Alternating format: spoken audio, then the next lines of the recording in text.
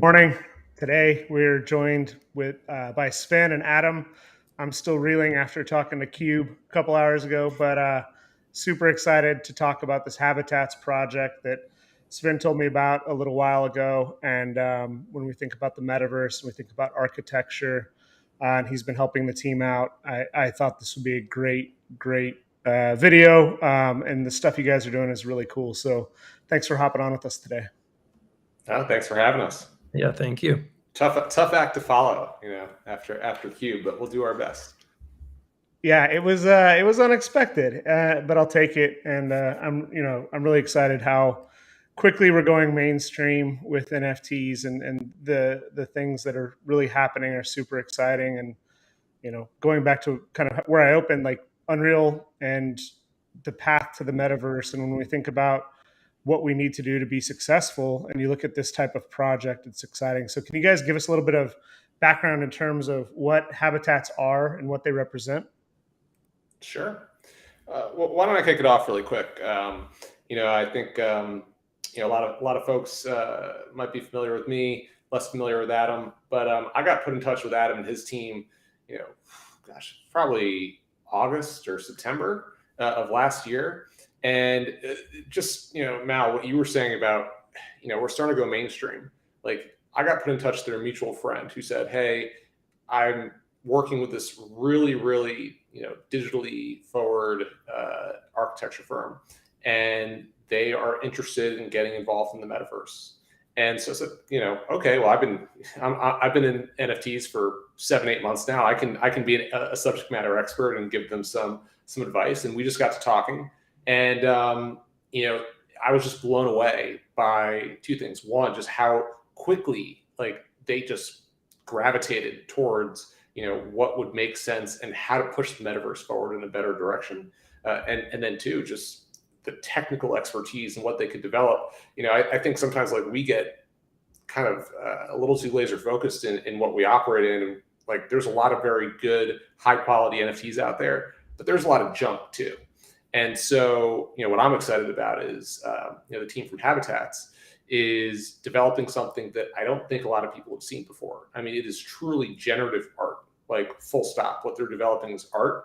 It just happens to be generative art that is fully enabled to function in the metaverse. You can use these habitats, these structures in various virtual worlds. And what they're going to do beyond that, it's not just, yes, there's a Genesis NFT collection, but they're going to be developing in the metaverse, building more partnerships. It's truly a research effort for them, for their company. So I'll let Adam kind of touch on that, but that's kind of the origin story here for how we all got put in touch. Yeah, absolutely. I think, Sven hit the nail on the head here.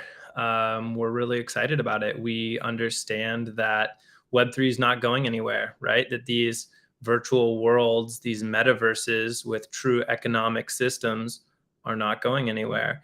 And it, it makes a lot of sense for us as some of the larger architecture firms in the world, us specifically at Shop Architects, to dive in and plant our flag and learn, right? That's really what this comes down to, is it's a learning opportunity to dive in here and figure out, okay, how can we actually bring additional value to these online communities and to these online worlds?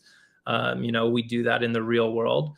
We have generative designers on our team at Shop Architects. We're incredibly uniquely positioned to jump into these virtual worlds and help develop and make them more beautiful and make them more interactive. And so that's what this is all about. I love it. And I think one of the things that's holding the metaverses back is the fact that, they're not sophisticated. They're not elegant. They don't have anything beautiful. And it's the same people that, don't have any expertise coming in here and doing it. And I tweeted about this a couple of days ago. The next 6-figure job is going to be these metaverse architects, these metaverse interior designers. And as people are spending more and more time in these virtual environments, they're going to want it to look good. You're going to want to have it not feel like it's a game from 30, 40 years ago, 40 years ago, but 30 years ago, 20 years ago, really holding you back. And, unfortunately, and there's a lot of great games. I don't want to talk bad about Web3 or www or any of that, but it's like right now, a lot of the real metaverses feel more like Ultima Online that came out, in the 90s than they do, something like Ready Player One. And so what you guys are doing, bringing real world experience in terms of actually understanding architecture and trying to experiment in new ways to kind of help blend this gap is really, really interesting. So what got y'all excited about, trying out NFTs? Because oftentimes what I see, in Sven's points really well said about, we are in a bubble within a bubble within a bubble in terms of the news that we receive. And so when I do peek my head out from the dark room, everyone says that NFTs are bad and to shut up and go away. So how did you guys discover this? How did you guys get excited about the process? Yeah, that's a really good question. We had some clients come to us, some large clients come to us, and they had been hearing about NFTs, right? They're hearing about this new digital certificate of authenticity, right? That's a big deal. Having this new digital certificate of authenticity has implications in, right, most, if not all, industries, in my opinion. Just a little bit of background. I, at Shop Architects, lead an applied research team. So I lead a team of software engineers, computational designers, generative designers. It's a small team, and we build apps. We build virtual reality and augmented reality apps. And that's what we do every day. And so it actually was a really natural progression to move into this metaverse development. And you might be asking, why don't we just design a building for a client in the metaverse? Why are you actually developing an NFT collection? And so that's actually to learn, right? To deeply integrate ourselves with Web3 itself, and not just design a three-dimensional asset and drop it in one of these virtual worlds, right? In order to actually understand how to create a community and how to how to develop an asset that can be useful to many people, instead of just a select few. That's really what we're excited about with the collection, and we think what we're developing is pretty exciting. It's pretty game changing, honestly. The demo that you have up there is one of the quick live demos we've created. This is one of our habitats. So this was an algorithmically generated building, and that's what we've done. So we're going to have 2,500 buildings that are built for the lowest common denominator metaverses. And so really what we're trying to do here is, over the long term, is become completely metaverse agnostic, right? These buildings are going to be able to integrate in all of these different virtual worlds. It's really interesting you said that, because we've talked about it a little bit in the past, but we haven't really spent as much time as we should really diving deep in this. But when you think about the importance of standards, I think we all agree that in all likelihood, there's not going to be one metaverse to rule them all. And if there is, then what are NFTs? What is decentralization? But the most important thing, I think, for people to be understanding is, can my assets be usable in a myriad of metaverses? And obviously, is an ape maxi. I hope that the other side delivers and is a fantastic place. And you think about sports athletes and everything else, they may be there, where Decentraland or Sandbox or something else that we don't know about with the investments that Unreal's making are going to be really interesting. And so what you said is really interesting about that. How important is it for you, and how far away, since you are closer to it, is there commonality in terms of the standardization of how we should be creating? Because right now everyone's focused on the avatars, but they're not focusing on, like, okay, how are the avatars going to actually interact with the environment, and where do we start creating standards around that? Yeah, right. So there are three-dimensional modeling standards. There's a whole bunch of different three-dimensional file types and complexity there. But we're not really interested in exposing all of that complexity to these communities. Really, all we're trying to do is give you an asset that then you can drop wherever you want and you can build on top of. You can customize, you can fit out your interior, or you can chain multiple of these habitats together to make a larger structure. And so that's really what we want to focus on, is kind of taking that complexity away and just letting you have fun and create. And just to jump in for a second, I mean, think about how we typically use most of our NFTs, right? I mean, if you're lucky, you'll have a beautiful screen and you can display a cyber broker behind you when you're on camera with Ice Cube. That's a great use of NFTs. Most of us use one, maybe a couple, as various avatars. Most just sit ultimately in our wallets, right? We're not really using them. You might see them. It brings you I guess some joy when you see it, but you're not using it. With habitats, I said off the bat, like, this is art. I really believe that. And if we hadn't introduced this as a metaverse enabled project and just said, here's generative art, I think it would do pretty well. But when I tell you that you could take your habitat and you could get the files for various metaverses, you can actually, I mean, the Adam's team has an app. You can actually view your habitat in AR, take it to a park, walk around it. I don't know how you're going to get to the upper levels, but you can really experience it. You can 3D print these and have it out. I think all of that is so much more powerful. Turn these into your own personal art galleries, your own personal metaverse hangouts. We're not quite there yet, right? And if you look at some of the outputs that we have, they look incredible. And then you see them in certain metaverses, and they'll feel a little dumbed down, right? Because Mal, to your question about are like common standards, not all metaverses have the same quality as others, and even the best ones today are probably somewhat lacking. But what's great about this is the 3D files. They can be basically the files we provide can be updated over time to provide a better experience. So all of that gets me as a collector really excited, but I'm excited for everyone that we've had a conversation with or introduced this to has kind of been taken aback, and especially, and Adam should definitely talk about this, people who have spent a lot of time building in the metaverse already. Like, I think most people in NFTs and Web3, they don't really spend time building in the metaverse. Certainly not in various metaverse worlds. So the fact that community is intrigued, and I mean, they should be. This is a world-class architecture firm that is planting a flag and legitimizing a lot of what they're doing. That gets me excited. Yeah, I mean, for me, just thinking about the ideas, and I'm a little bit closer than probably some that watch this, but when you do think about, even if it doesn't even have to necessarily be connected to an official metaverse, but if you are playing around with Unreal Engine 5 and it's free and you have the source files, you can import it. You could, I don't know what your licensing and commons is. I'm not going to ask today, but if you are creating your own indie games, if you are doing these types of things, it's going to be really interesting.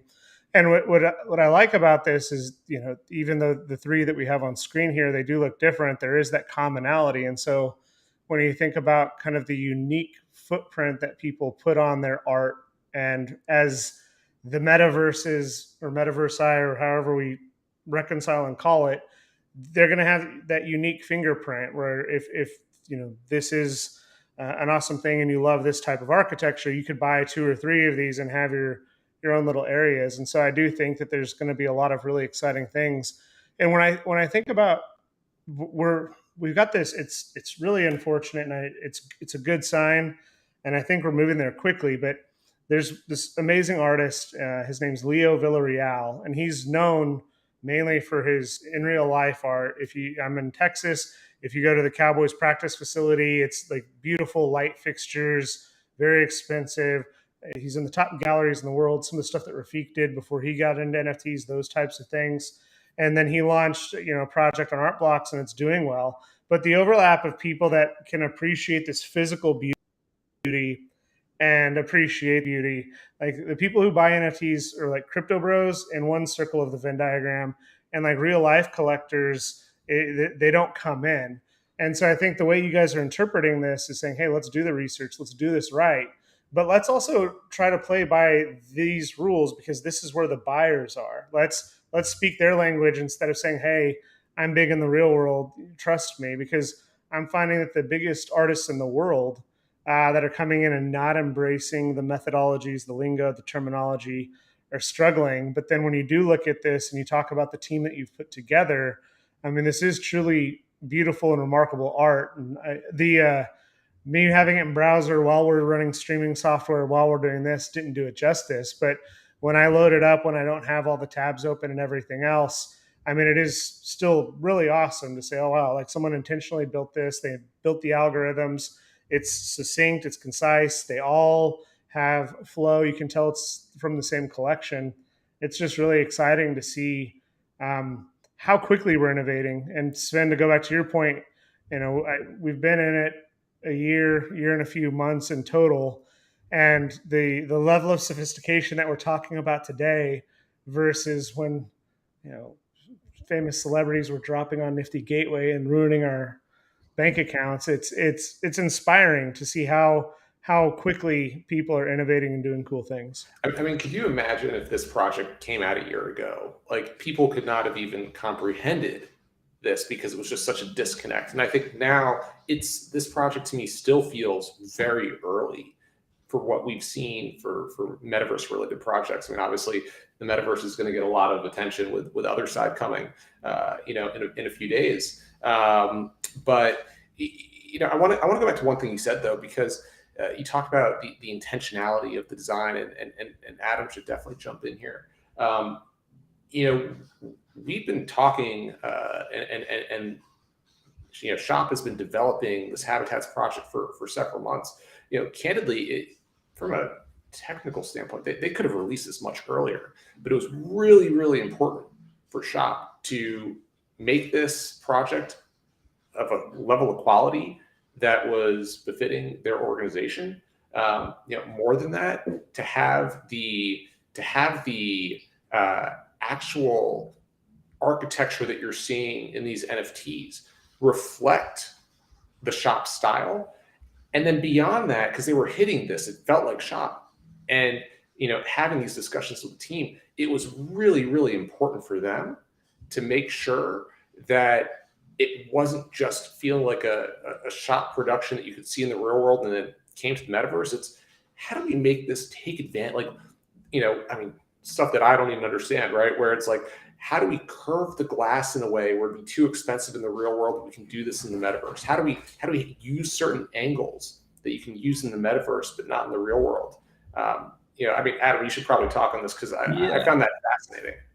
Yeah, absolutely. It's been an incredibly collaborative project, within our company and organization. We've had several different teams working on this, visualization experts showing these off in different types of environments to show a high fidelity rendering in one metaverse and then, something lower fidelity over here and something midterm, just testing these in all these different virtual worlds. We've worked with a few different software engineering teams around the firm, our computational design team. Some of these teams, right, we've gotten the opportunity. We worked on some incredible projects around the world. We've designed the YouTube headquarters as well as the Uber headquarters in California. We've done super tall skyscrapers in New York and around the world.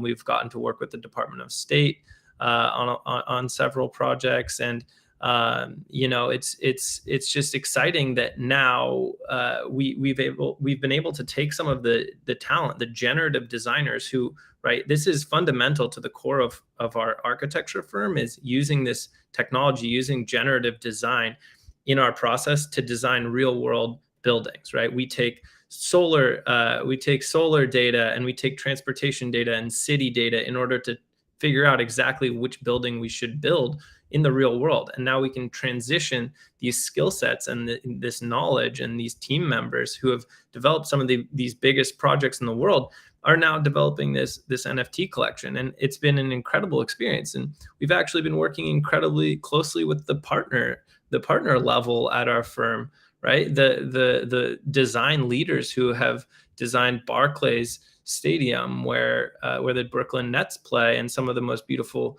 buildings out there, are now focusing on this generative design project, and making sure that we tweak it and we tweak it and we tweak it, so that it really, the true quality and the ethos and the interior spatial qualities of these buildings is aligned with the quality that shop expects. And so all of that is shining through, and this is just generation one. What we're really excited about, right, is Gen 2. Right now, well, I'll stop there, but we have several ideas on, how Gen 2, the interior spatial qualities and the beauty of these buildings is going to be advanced. And just to add, because this might go over some people's heads a little bit, I mean, when he says the interior spatial qualities, they actually, did generative work to make sure that the flow in all these structures worked. You can get in each of these structures, from the first level to the top level, whether it's stairs, ramps, ladders.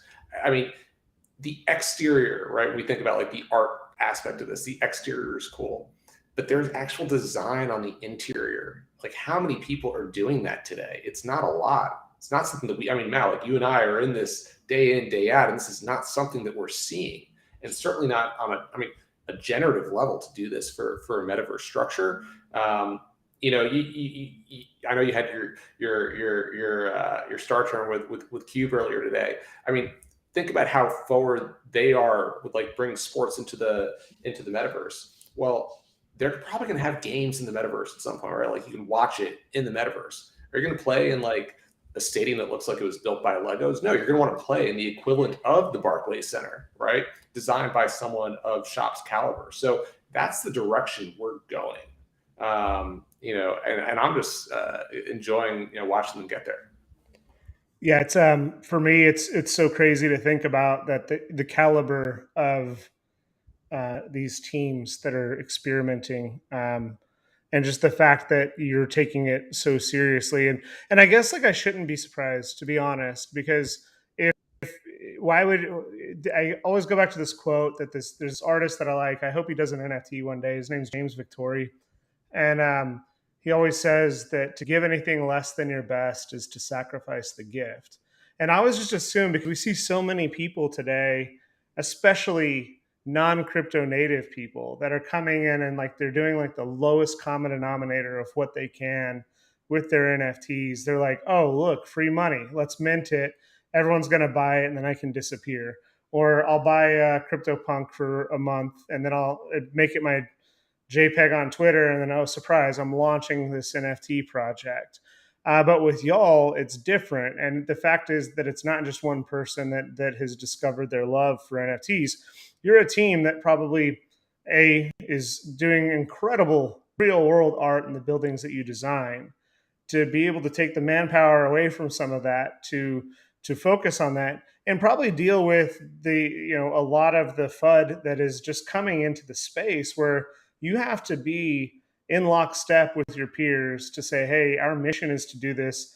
Our mission is to be an innovator and to explore this new medium. And I don't think people, if people just go and Google, what you guys have built and everything else, you are artists that have done amazing things that have more permanence than a lot of art that's going to exist. And so I think, at the offset of this interview, we didn't focus in enough on what Shop does and what Shop represents. And then when you take that level of expertise and say, okay, we're going to build it in the metaverse. And by the way, we could just make it pretty on the outside, because that's what most people are going to see. But does it have the flow? Is it all accessible? I think that level of detail is going to stand the test of time. And over time, as more of these pop up, I think that's going to make this collection even more special, because there's going to be fast followers, but they're definitely not going to have this thought process worked out. And there we'd love it if they were followers, right? I mean, this is a research project at its core. I mean, we want others to get involved to advance this. But what there won't be, what I'm confident in, is that there won't be copycats, right? When someone makes you can't make derivative habitats on your own. It's just too, it's far too advanced. And so, we, would definitely welcome, more serious builders to come help design, a future metaverse, right? The one that we want to see, right? The Ready Player One experience is certainly years off, but the more people start doing it, the closer it becomes. So, I know Adam's peers. I'm sure will be watching very closely because I'm sure this will excite a lot of them too. Absolutely. Adam, what do you have to say to that? We're just saying so many Yeah, nice no. things. I mean, our peers are incredibly excited about it, right? Again, there's a lot of good projects out there and bad projects out there. I think that our company and our team and the partners can see through that, right? They understand, again, fundamentally, Web3 is not going anywhere. These virtual worlds with true economic systems are not going anywhere, right? Virtual real estate is not just going to show up this year and be gone 3 years from now, right? We need to dive in. We need to learn. We need to understand deeply how these worlds work. We need to understand how to build for them. We need to understand what are the negatives and positives and what are the edge cases that we need to build for, right? We think that we can put our flag in the ground, and we think that we can really push what's possible. Honestly, that's really what it's all about, is really pushing what's possible with this new technology, and learning and developing and bringing value back to the space, and being able to work with online communities that we never were able to interact with previously. And it challenges, I think a lot of those of us that have been in the space for a while to, you know, try to advance our own understanding of what the metaverse and Web3 can be, like what its potential is. And so, we haven't talked too much about what it'll mean to kind of be a part of this project long term. It's not going to be a traditional roadmap. It's not, oh, we hit 50% sold, right? And we'll do a wrap. Like it's going to be, join this project, join the research effort. You can be a passive participant and really just learn, digest as things go along, and you'll get a direct line to this world-class architecture firm as they're sharing their research. But if you want to be more active participant, develop alongside the Habitats team. As they have land set aside now, they'll be developing on community members that want to get involved to help build, right, to do this type of testing, stress testing, future testing. That is something that not a lot of projects offer.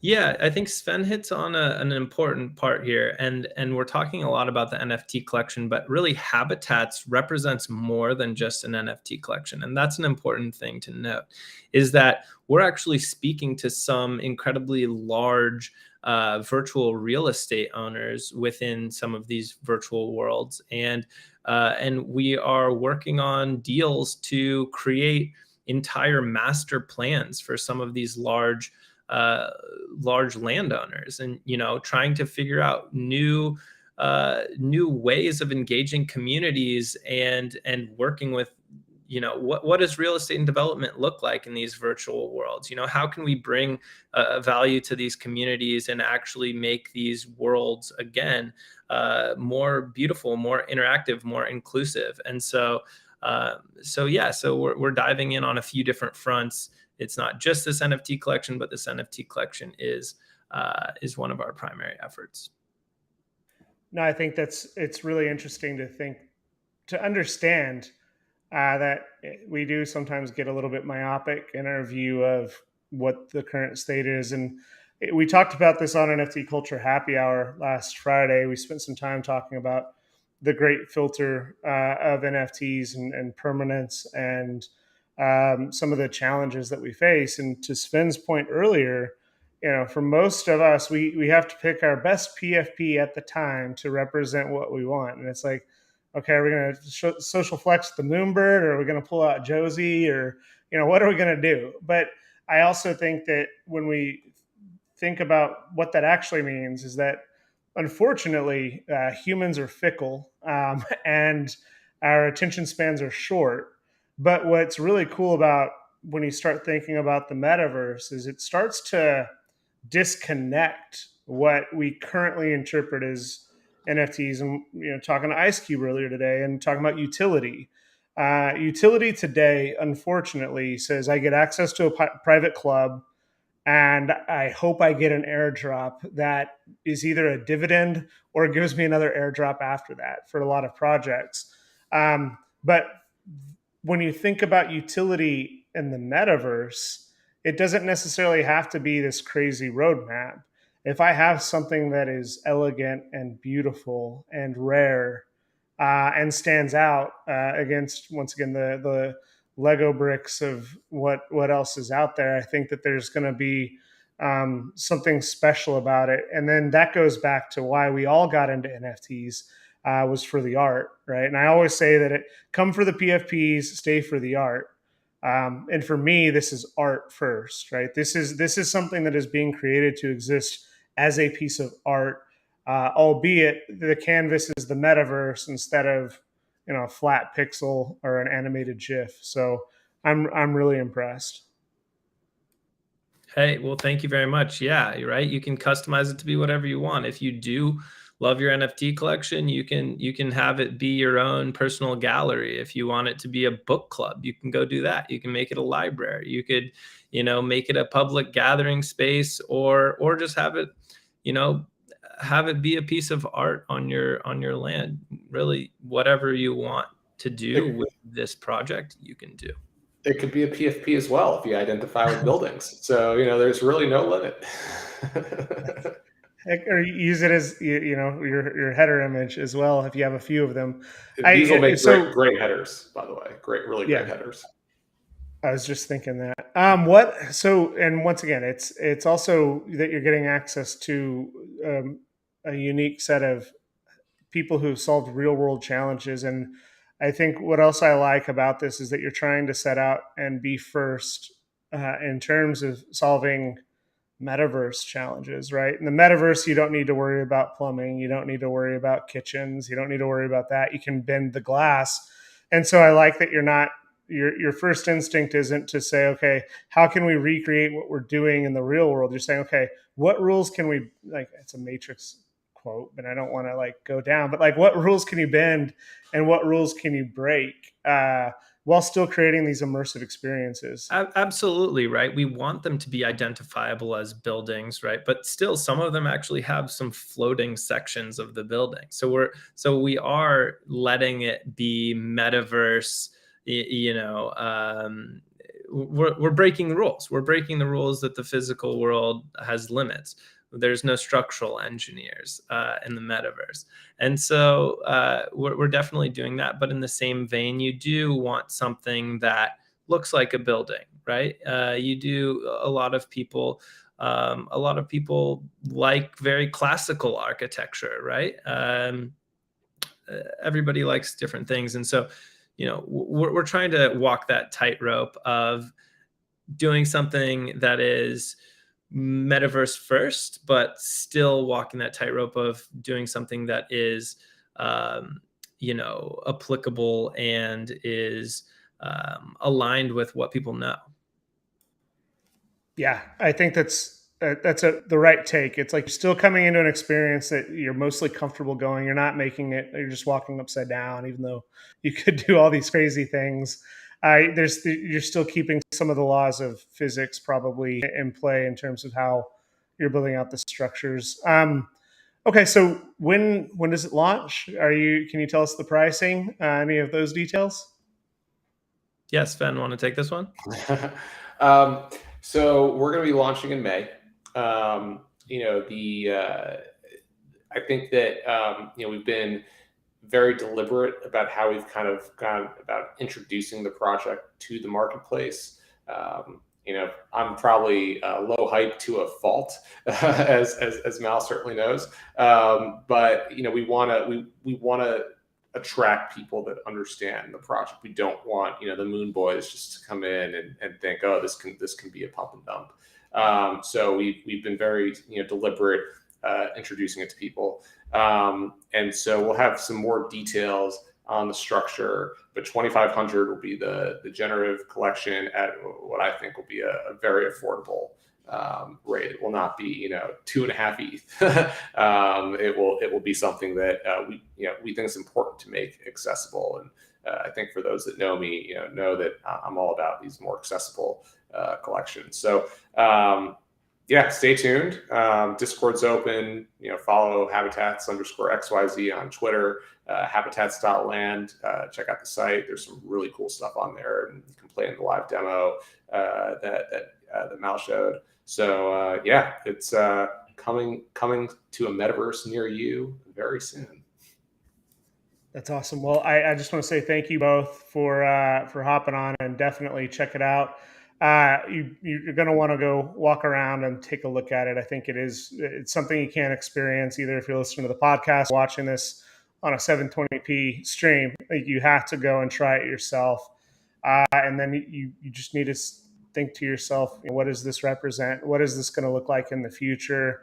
And for me, it goes back to my fundamentals, and it's a little bit different with y'all. But is the team doxed?